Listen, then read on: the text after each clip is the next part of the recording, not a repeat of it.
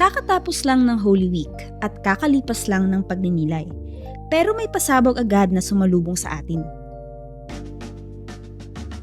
Nitong ikapito ng Abril, habang nagbabalik trabaho ang lahat, formal nang dumulog si Vice President Sara Duterte sa Korte Suprema para humiling ng isang TRO o pagpapatigil sa impeachment proceedings laban sa kanya sa Kamara. Ayon sa kanyang mga abogado, may mga depekto raw ang proseso at labag daw sa konstitusyon ang ginagawa ng mga mambabatas. Pero ang Easter surprise na ito, agad na sinagot ni Representative Terry Ridon at ngayon pati ni dating Senadora Leila De Lima. Sa isang matapang na pahayag, pinaalalahanan ni De Lima ang kampong Duterte. Ang SC o Supreme Court ay hindi Sara's Court.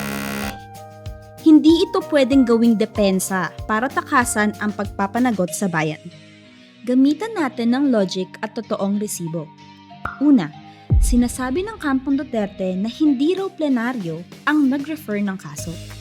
Pero may video footage noong February 23, 3:48 PM, malinaw na ang buong kapulungan ang nag-refer ng mga reklamo. Hindi lang ito desisyon ng speaker. Ito ay aksyon ng buong Kongreso bilang isang kolektibong kinatawan. Ikalawa, sinasabi nilang dapat may debate o deliberation muna bago i-refer. Pero ayon sa 1987 Constitution at sa kasong Gutierrez versus House, walang batas na nag-uutos na mag-debate muna bago dalhin sa komite. At noong araw na iyon, wala namang umalma o nag-object kahit ang mga kaalyado ng Vice Presidente sa loob ng Kamara na nahimik lang. Ikatlo, hindi rin totoo na nilalabag ang one-year bar. Iisa lang ang valid referral na naganap sa mga reklamo. Ang pagtatabi sa ibang complaint ay bahagi ng trabaho ng Committee on Justice para tukuyin kung alin ang may laman. Sa madaling salita, sinunod ng Kamara ang tamang daloy ng proseso at hindi ito pwedeng tawaging illegal para lang makatakas sa investigasyon. Hindi matitinag ang paninindigan ni Kong Terry Ridon at ang paalala ni Leila De Lima. Walang hihinto sa paghahanap ng pananagutan. Sa darating na April 14, asahan ang paglapag ng mga mabibigat na dokumento mula sa Ombudsman, BIR at SEC. Ito na ang sandali na mailalantad sa harap ng buong sambayanan ang tunay na estado ng mga pondong kino-question. Kasama pa ang testimonya ni Ramil Madriaga na magsisilbing susi sa mga katanungang ito. Huwag nating hayaan na ang pagtakbo sa Korte Suprema ay maging isang strategy para lang iwasan ang responsibilidad sa bayan. Gaya ng sabi ni De Lima, ang Korte Suprema ay naririyan para bigyang kahulugan ang batas, hindi para magsilbing shining armor ng sinumang opisyal na ayaw humarap sa pagdinig. Sapat na ang mga legal na palusot. Ang mandato ng isang pinuno ay nakabase sa integridad. Sa huli, ang boses ng katotohanan ang dapat mangibabaw dahil ang bawat Pilipino ay may karapatang malaman kung saan napunta ang bawat sentimo ng kaban ng bayan. Mga kababayan, ito masasabi ko lang, confirm ko na. Confirm ko na guys. Si Kina talaga yung nag-BO. Confirm ko na. Confirm. Sorry Kina. Oo. Ikaw talaga yung nag-BO. Sure na ako. Sure na ako. Oo, sure na ako. Si Kina yung nag-BO. Anyway. Okay, diretso tayo sa ating next topic mga kababayan. Tuloy-tuloy tayo sa ating topic. Mag-shoutout na lang ako habang binabasa ko yung mga comments nyo ha. Ganun na lang. Para dire-diretso din tayo. Actually, hindi ko dapat itatopic ito. Kasi parang we're in the middle of the hearings and all of that. Pero naisip ko parang kailangan yata nating daanan ito. Para magkaroon tayo ng understanding sa kung paano tumatakbo ang oil industry sa Pilipinas. Kasi mga kababayan, next week, merong nakaamba na 10 pesos na pagbaba. 10 pesos guys. Oo. Syempre, hindi tayo happy dun. Hindi tayo happy dun. Kasi bakit 10 pesos lang? 3 linggo, for 3 weeks, 20 pesos ang 20 pesos ang tinataas. Tapos ang baba, 10 pesos lang. My goodness. So parang 50% lang yung pinaba niya. Hindi tayo happy dun.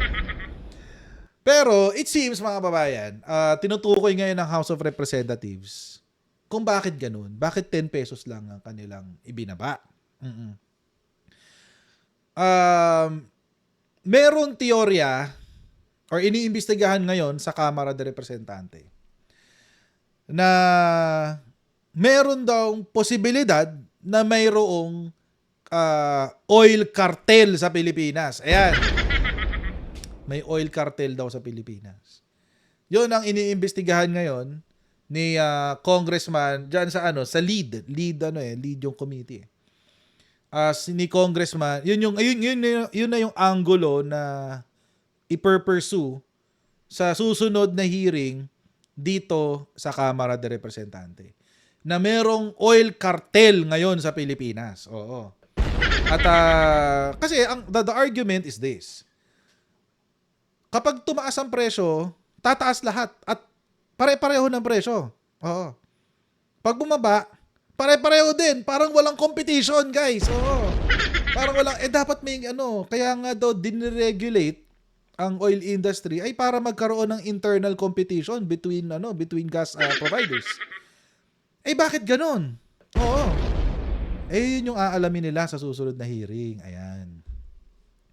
House to invite oil firms over cartel-like pricing concerns. Oo, yun ang sabi niya. May oil cartel daw. Kaya ako kinausap yung friend ko kanina. Maliban sa technical issues, habang nag-aayos ako ng computer dito, kausap ko yung barkada ko kanina.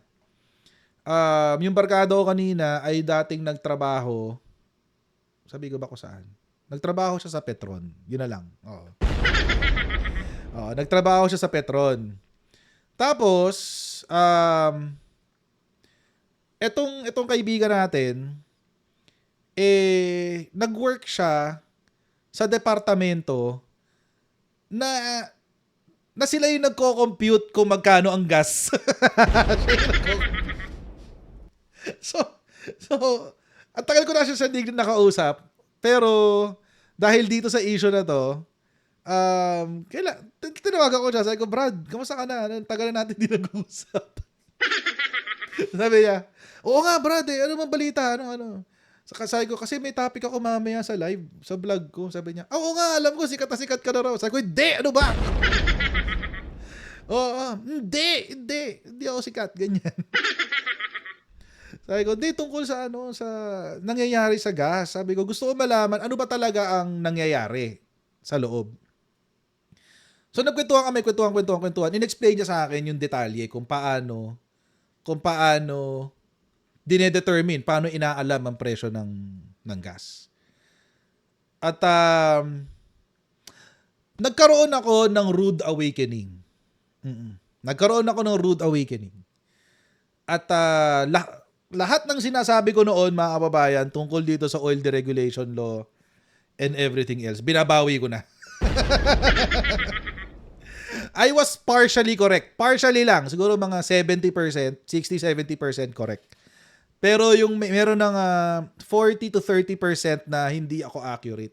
And now, siguro now I'm better informed. Mas alam ko ngayon yung sistema dahil nakarinig ako sa insider. So, pero i-explain ko pa, dadaanan pa rin natin yung to. At panoorin muna natin yung balita. Dito kasi yan sinabi na kung bakit iimbestigahan yung ating oil companies. Ito yung interview kay Congressman Kimbo. Ayan.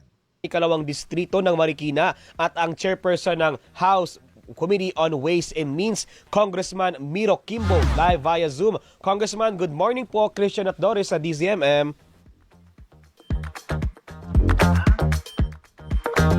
Hi sir, good morning. Kong, Good morning. ayun.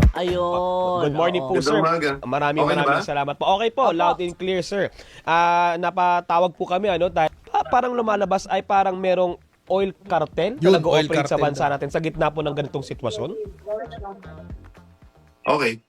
Usapan ho kasi dyan sa usapin po sa ating hearing is nakita po natin na sinasabi nga po na parang may cartelized behavior pagdating po sa pricing. Ang nangyayari ho kasi is every Tuesday po nagdideklara ang bawat oil company minamandato ng DOE para magdeklara kung ano kanila magiging price adjustments every week. So pag tinignan Tama. po ninyo itong weekly report po na ito, pare-pareho po ang nakalagay na adjustment ng bawat isa hanggang sa huling sentimo. Right, tama yun. So, sabi nga po natin is, it is deregulated. Ang expectation po natin dyan is dapat nagbabakbakan, pababaan po sila ng presyo. But because of the mandated, pinipilit sila na kailangan magdeklara kayo kung magkano ang inyong magiging price adjustments. So effectively, parang nagkakasabihan sila na kahit hindi nila sinasadya, nag-i-encourage siya ng behavior na cartelized o nagsasama sa hindi ko na ikukomplika. Para kumbaga sa isang maliit na kalsada, ang barangay captain, sinasabi niya sa lahat ng sari-sari store doon, mga kapatid, lahat ng tindahan natin dito, idideklara ninyo every Monday morning at 10, before 10 a.m., which is what happens with the DOE. Every Monday morning, bago mag 10 o'clock, deklara nyo, magkano presyo ng chicharon, magkano suka, magkano isang kilong bigas, magkano isang cellophane ng langis.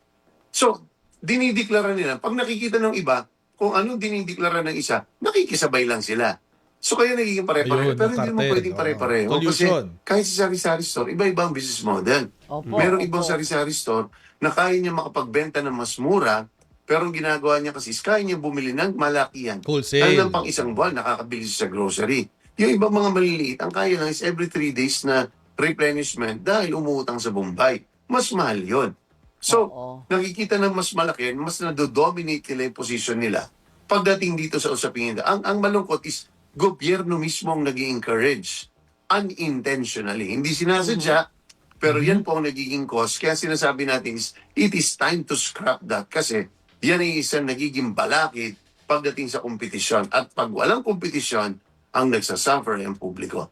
So if Yan, stop natin dyan mga kababayan. Kasi very very important yung sinabi niya na yun, na may cartelized behavior na indirectly na encourage ng gobyerno. Okay. Dito ngayon pumasok yung friend ko na taga Petron. Dito ngayon siya pumasok, mga kababayan.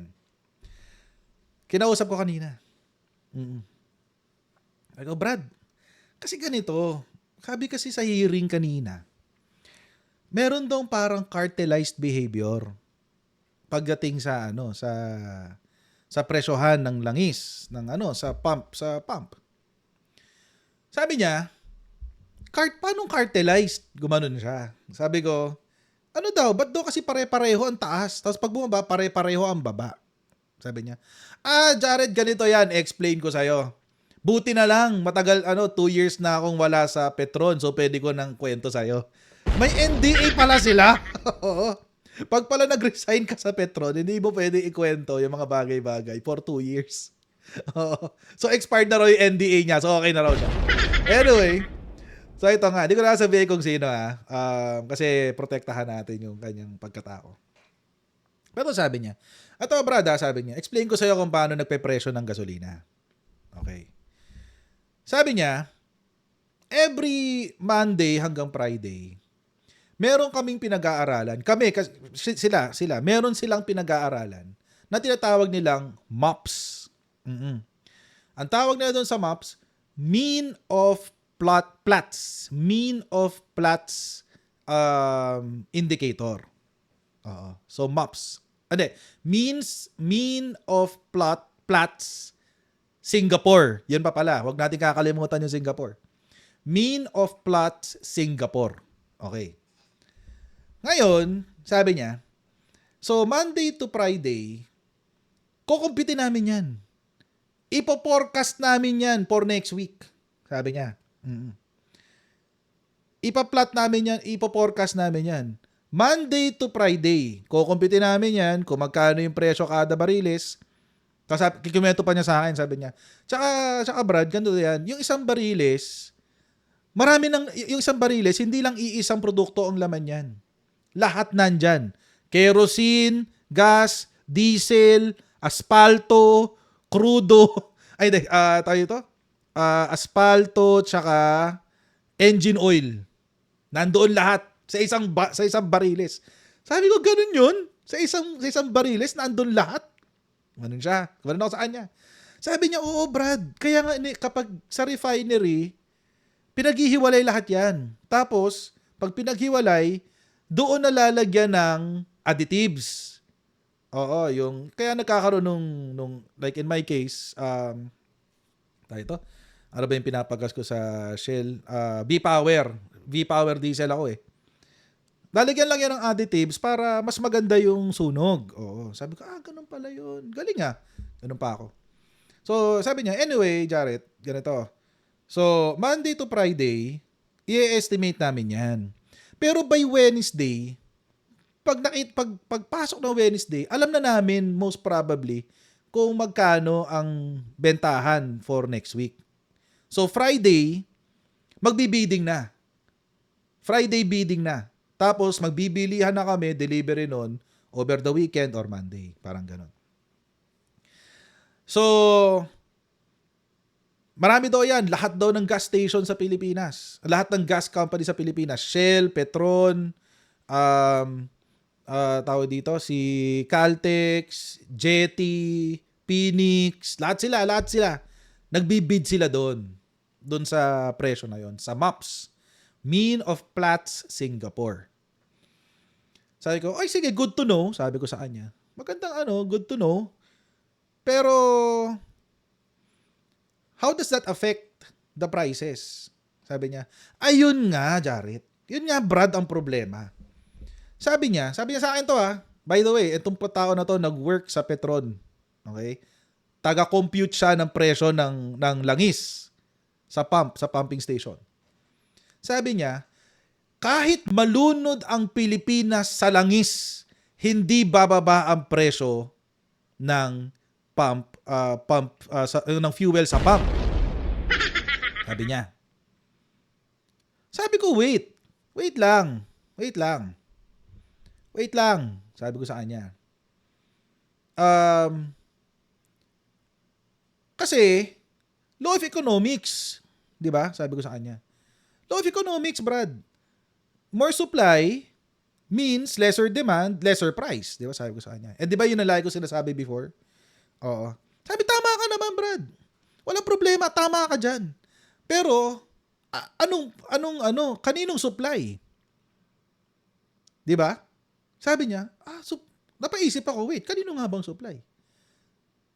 Bibilin mo pa rin naman yan sa presyong Singapore eh. Sabi niya. Sabi ko, talaga? So kung ano yung presyo sa Singapore, yun ang bili natin. Sabi ko. Sabi niya, oo.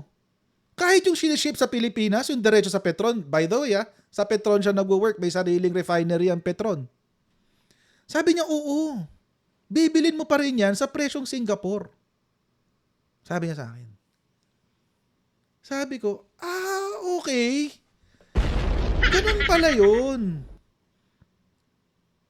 Sabi ko, teka, so kahit pala ilang bansa ang mag-donate sa Pilipinas ng crudo, kahit i-refine pa yan sa Petron, dito mismo sa Pilipinas, bibilin pa rin yun. Hindi pala mag-donate. Kahit ilang bansa ang magbenta sa Pilipinas, bibilin pa rin yun sa presyo ng MAPS. Sabi niya, oo, Brad, ganun yun. There's no other way na bumaba ang presyo ng langis kung hindi bababa ang presyo sa Singapore. Yan ang sabi ko. Sabi ko, ganun pala yun. Kaya sabi ko kanina, I take back partly what I said. Oo. So, sabi ko sa kanya, teka, wait lang. Wait, sabi ko sa kanya. Kasi para sa content ko to mamaya, kailangan ni-explain mo sa akin ng malinaw to. So, paano natin mapapababa ang presyo? Sabi niya, eto na, Brad. Sabi niya sa akin. Eto na ang paraan para mapababa nyo ang presyo. Ni Presidente ang presyo. Number 1, Kung gusto talaga niyang pababain ang presyo, tanggalin muna ang excise tax, tanggalin muna ang VAT. Yun talaga yun, sabi niya. Yun talaga yun. Sabi ko, paano yung services ng gobyerno? In-explain ngayon niya. Sabi niya, alam mo Brad, ganito yan. Di ba may windfall sila? Naka-budget naman yung gaan nila every year. Sabi niya sa akin. Legislated naman yan Naka-budget yan. May target sila sa VAT. For sure, may target ang gobyerno natin sa VAT. Magkano ang itinaas ng VAT for the past 3 weeks? Sabi ko, well, 3 beses nagtaas, so most probably, 3 times din ang itinaas. Sabi niya, yung 3 times na itinaas na yon, ibig sabihin, may surplus ngayon ang gobyerno pagdating sa VAT. Tama naman, makes sense, di ba? Sabi ko, tama naman yun, tama. So, kung na-meet na ng gobyerno yung VAT, kung na-meet na ng gobyerno yung VAT target niya for this month, let's say April, baka sa May, pwede na muna niyang isuspend ang pagkolekta ng VAT. Or siguro for the next 3 months hanggang July. Kasi sabi mo nga 3 times nagtaas O di baka pwedeng 3 months din yung suspension. Kayang-kaya ng presidente yan. Kayang-kaya ng presidente yan. Lalo ngayon binigyan siya ng emergency powers. Kayang-kaya niya yan. Sabi ko, alam mo, tapos in-explain niya, sabi niya, kasi ang itinaas ng VAT, more or less 20 pesos Manon siya. Per liter, 20 pesos per liter. Ikaw, ilan ang full tank mo? Sabi, 75 liters. Di i-multiply mo sa 20 pesos yung 75 mo. Yun ang binayad mong VAT.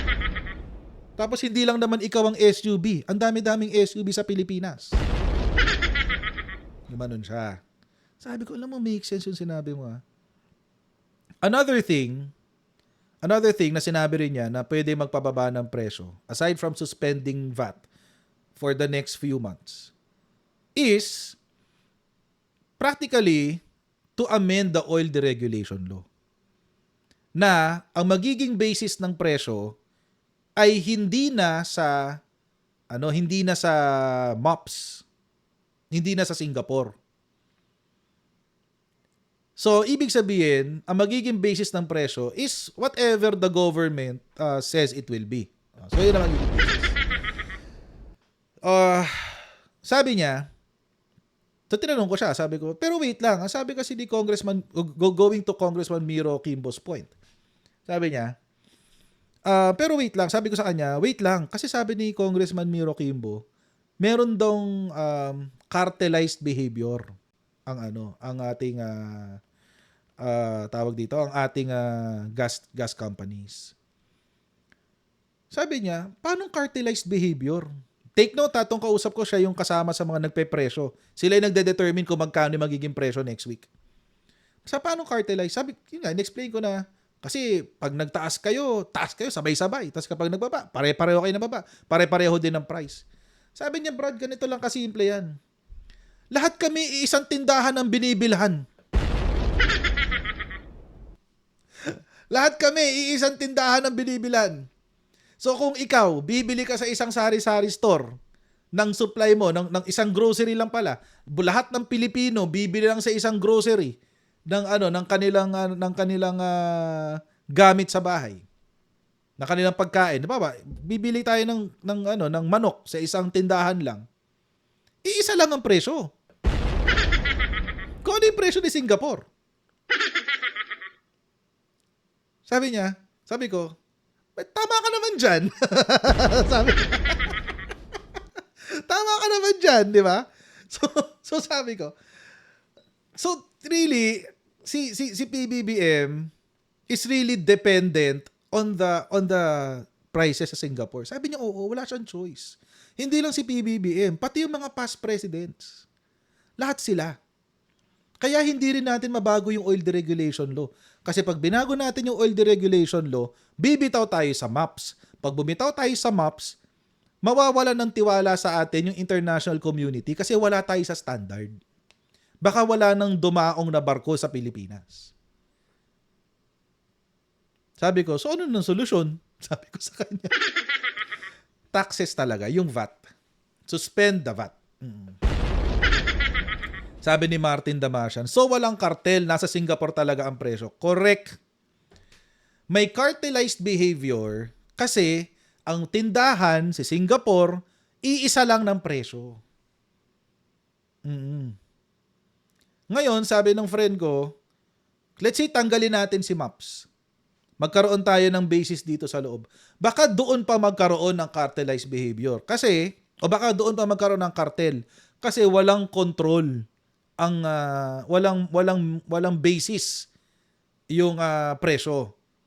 Baka sabihin ng isang tara, taas natin lahat, sabay-sabay tayo. O di nagtaas na nga naman lahat. Good luck. So yun. Wala tayong choice. It's really Singapore. So kahit ito pa nga sabi sa akin kahit mag-imbestiga sila sa Congress, kahit maglabas sila ng audit, ilalabas nila lahat ng kanilang papeles, iisa lang talaga ang magiging numero nila. Kasi nga, binili lahat sa Singapore, iisa lang ang pinanggalingan. So wala tayong choice. Sabi ko, okay, so ano lang talaga pwedeng gawin ng presidente? Kung ano yung ginagawa niya ngayon, dagdagan na lang niya ng siguro VAT suspension for the next few months. Hanggang sa pag nakita niya na okay, bumababa na yung revenue natin sa VAT, balik na natin yung VAT sa sa fuel. Ayun, ganun. So walang choice. It is really the VAT, kung tutuusin. Sabi ni James, kahit mag-produce tayo ng sarili nating oil, well, yes, kasi the oil deregulation law, ang basis niya is si MAPS. Si MAPS ang nagdidikta ng presyo sa lahat ng price dito sa sa Asia. Unless kung meron tayong sarili nating oil, may sarili tayong refinery by the way. Kung oil natin 'yan, as in crude oil. Kung crude oil natin 'yan, sa atin lang 'yun. 'Di ba? Sa atin lang 'yun. Kasi nga sa atin. Sa atin 'yun hindi naman natin kailangan i-export 'yun Parang si Malaysia. May sarili silang refinery. May sarili din silang oil, may sarili silang refinery. Si Indonesia ganun din. So it is what it is. It did not come from me. It came from a friend who is working in the oil industry before. So yun. So really, wala talagang kartel. Nagmumukha lang siyang kartel kasi iisa ng tindahang binibilhan. Iisa ng tindahan. That's it. So, second opinion daw. Sabi ni Ultra Tito, second opinion tayo. Sige. Alam nyo, mga kababayan, and I think si PBBM is doing what he can. Within the bounds of law. So yun. Si Singapore ang may control. Hindi si Singapore.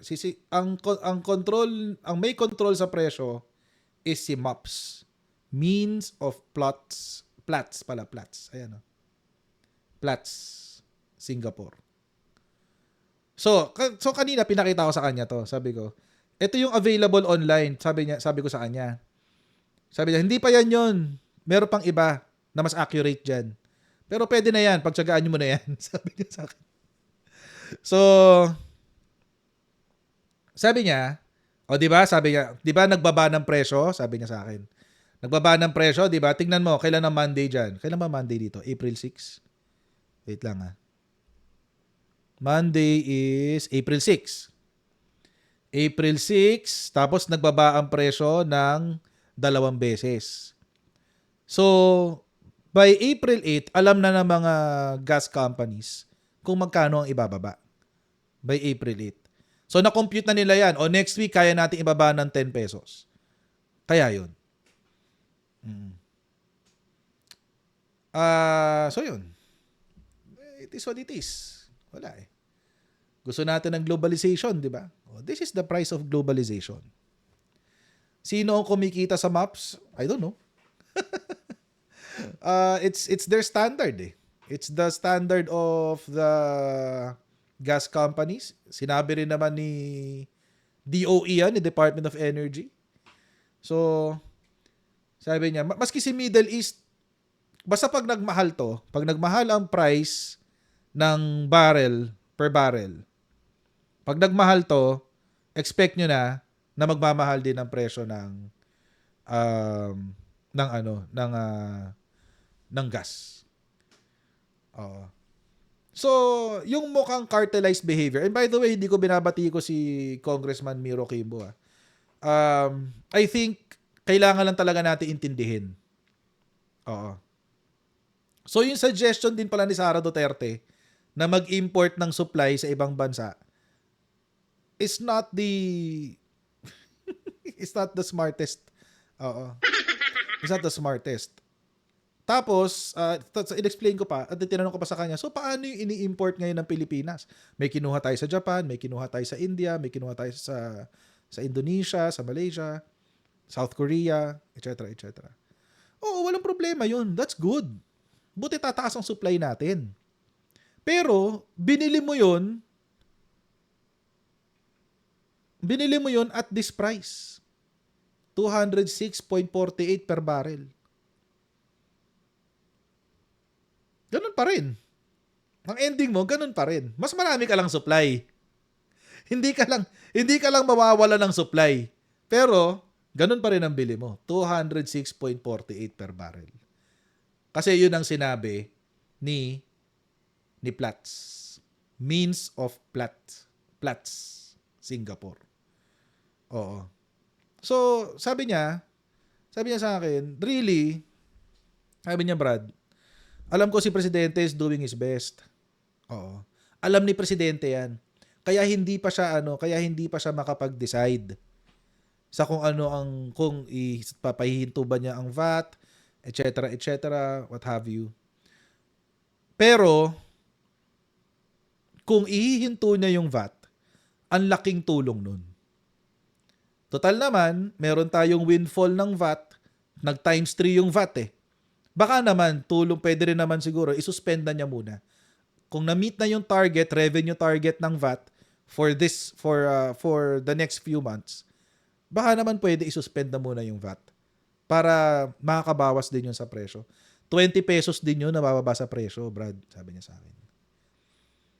At least, tapos meron pa yung subsidies and all of that. Okay na yun. Tama na yung ginagawa ni Presidente. Dagdagan lang niya nung sa VAT. Kasi yun daw talaga yung nagpapamahal sa gas. VAT and excise tax. So, wag na nilang galawin yung... Pero sabi niya sa akin, wala talagang cartelized behavior. Kasi nga, isipin mo na lang, Brad, sabi niya sa akin, isipin mo na lang, negosyante ka, lahat kayong negosyante, bumibili kayo sa isang tindahan. So, iisa lang ang presyo niyan talaga. So, wala kayong magagawa. Ganun lang talaga yun. Okay. Salamat. Sabi ni Daredevil, means wala tayong oil crisis. Correct, wala talaga tayong oil crisis, guys. Meron tayong price issue. Wala talaga tayong price issue. Wala tayong oil supply crisis. Ang meron tayo ay changing price sa world market. Yun talaga.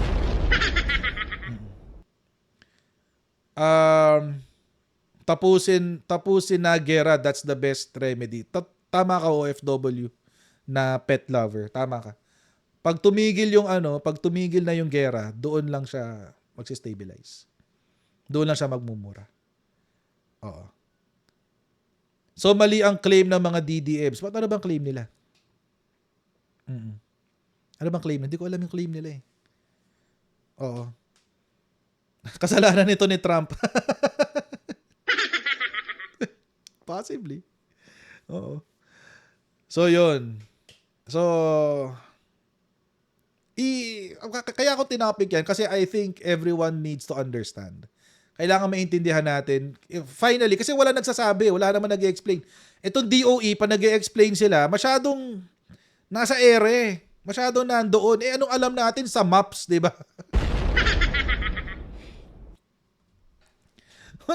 wala na. Anong alam natin kay Maps? Sino si Maps? Ang alam ko lang na map, yung panlinis ng bahay. Yeah. So, it is what it is, di ba? Wala tayong magagawa dun.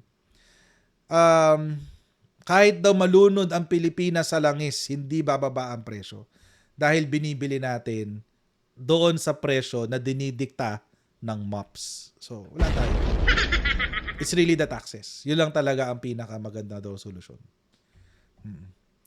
Si Sherwin Gatchalian mentioned kanina na parang open na si PBB. Parang kaka-publish lang daw nung ano. So, they can act on the VAT sometime, parang April 14 yata, sometime next week.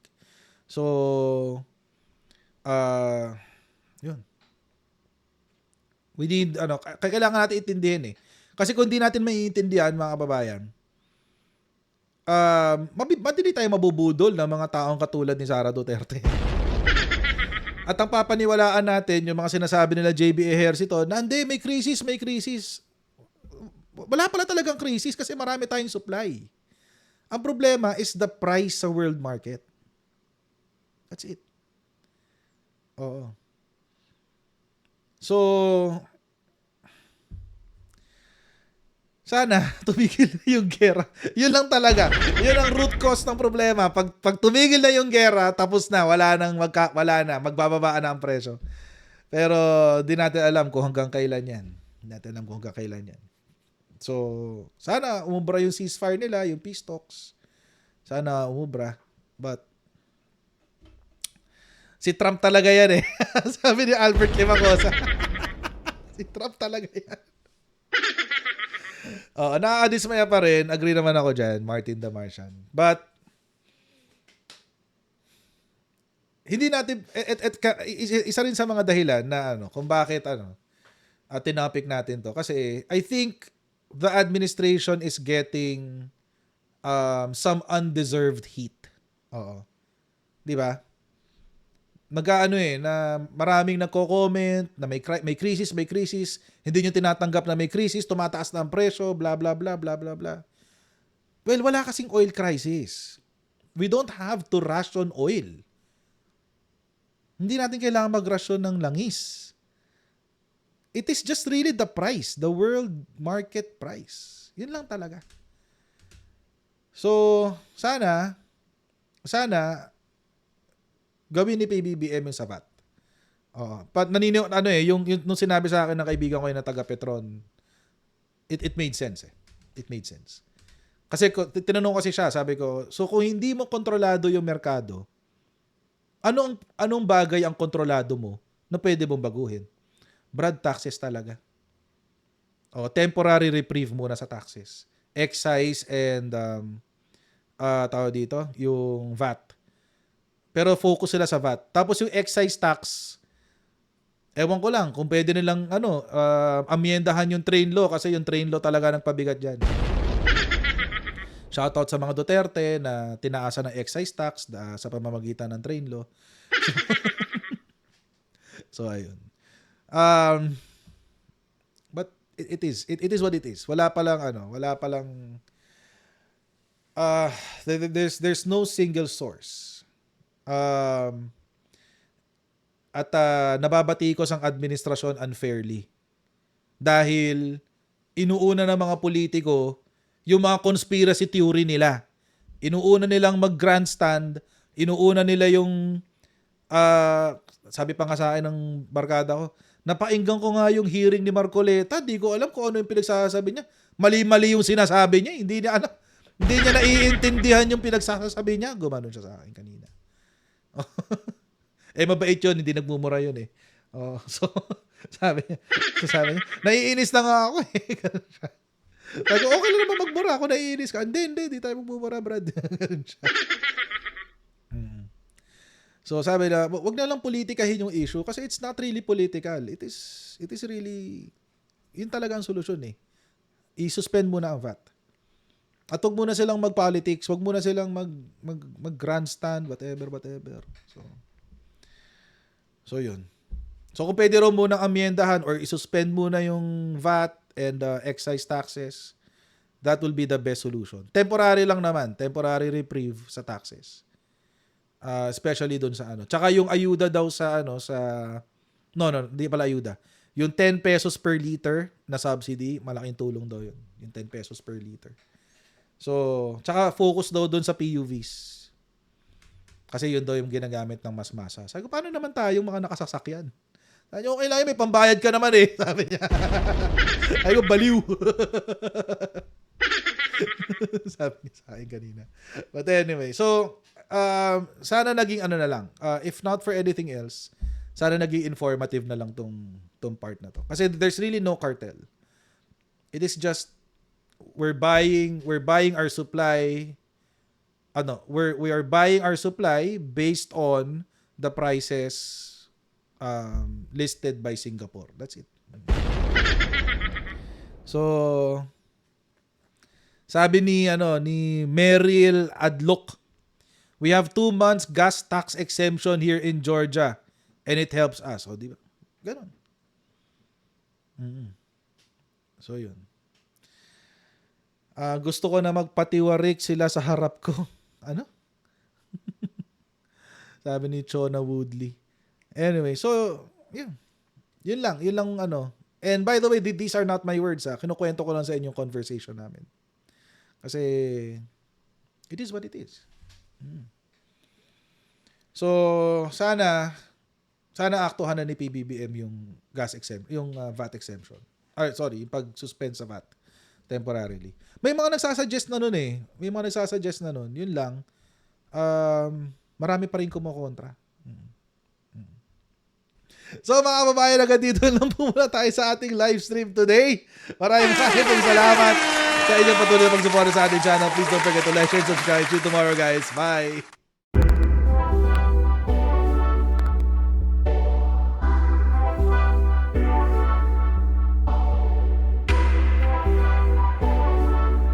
As senator judges, it is your obligation na dapat present ka sa mga proceedings. Hindi naman sakop ng trabaho ng Office of the Ombudsman na magpa-disqualify sa 2028.